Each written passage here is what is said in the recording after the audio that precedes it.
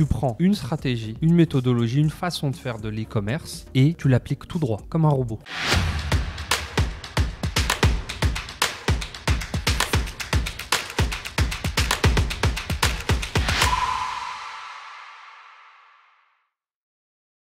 En 2022, est-ce que vous pensez réellement qu'il est encore possible de réussir à vivre de l'e-commerce? C'est une bonne question qu'on a tous les 3/6 mois années et qui pourrait s'appliquer à tous les business qui existent au monde en fait. Est-ce qu'on peut vivre? On peut vivre aujourd'hui en 2022 de pratiquement tous les business qui existent. Aujourd'hui, je peux encore lancer un blog et vivre de mon blog. Je peux même lancer, je ne sais pas, un club de cartes postales où je t'envoie des cartes postales tous les mois personnalisées sur une thématique de cuisine ou autre où il y a une recette sur la carte postale. Je peux vivre de ce business-là. C'est pas est-ce que le business fonctionne en général, ça, tu t'en rends compte très rapidement, notamment sur des plateformes comme YouTube, mais c'est à quel point toi tu vas le faire fonctionner, à quel point tu vas te donner les moyens d'aller assez en profondeur pour faire fonctionner ce business et pas rester en surface, d'essayer une semaine, ah ça marche pas et sauter un autre business, une autre semaine, ah bah ça marche pas, jusqu'à penser que au bout d'une semaine tu vas avoir des résultats et tu vas avoir cette réponse de oui ou non je peux en vivre ou pas. Ça marche pas comme ça, il faut donner plus de temps à chaque opportunité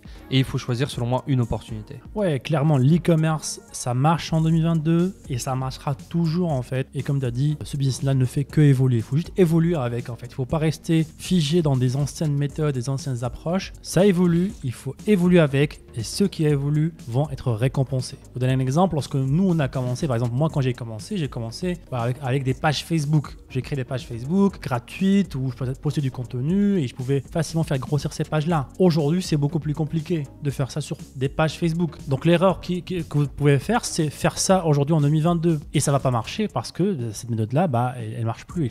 Il y a des nouvelles méthodes qui maintenant qui marchent, comme par exemple on va faire la même chose mais sur TikTok par exemple, faire la même chose sur Pinterest en fait, et ça marche en fait de faire ce genre de méthode sur ce genre de réseau. Donc il faut évoluer avec le business. Il faut pas confondre stratégie, marketing et business en fait. La majorité des gens vont confondre ça en fait.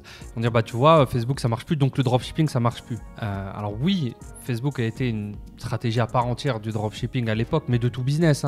On voit beaucoup parce que le dropshipping a eu son instant de lumière, mais tous les business ont profité de la publicité Facebook. Il y a des business physiques qui ont fait des centaines de millions, des business dans le service, des business dans le B2B, B2C. Ils ont fait tous des centaines de millions, pas que le dropshipping. Et aujourd'hui, avec la descente un petit peu de Facebook et la montée de TikTok, bien tous ces business, ils font exactement la même chose. Ils passent leur attention là où sont les utilisateurs, sur TikTok. Ça ne veut pas dire que faire du B2B, du service ou quoi que ce soit ne marche plus. Ça veut dire qu'il faut adapter ses stratégies. Et ça c'est valable pour tous les business, pas que l'e-commerce ou le dropshipping en soi. Mais après, cette question-là, pour moi, c'est pour ça qu'on dit souvent aussi les vrais néophytes, les vrais débutants dont c'est le premier business, ils ont dans un sens un avantage en fait. Ils se posent pas ce genre de questions. Est-ce que ça marche encore en 2022? Ça veut dire que tu connaissais déjà le business en 2021 et peut-être en 2020. Et tu vas te poser cette question en 2023, en 2024. Donc à un moment, la meilleure chose que tu puisses faire, c'est te remettre à zéro en fait. Tu remets tes options par défaut comme quand tu viens d'acheter ton téléphone.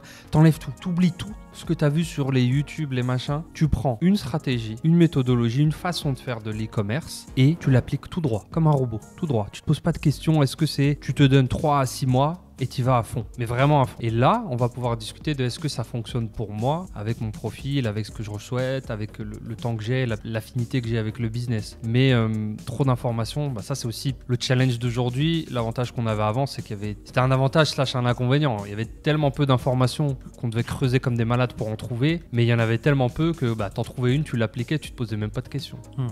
Ouais, c'est sûr, il y a toujours des challenges. Chaque époque a ses challenges et c'est normal en tant qu'entrepreneur. On est récompensé en surmontant ces challenges-là. Donc n'ayez pas peur des challenges, des problématiques. Au contraire, c'est quelque chose qui pour moi est un bon signe en fait. Comme quoi, il y a une récompense derrière. C'est les lois de la vie en fait. Et en tant qu'entrepreneur, vous devez tomber amoureux de la résolution de problèmes. C'est votre devoir en tant qu'entrepreneur.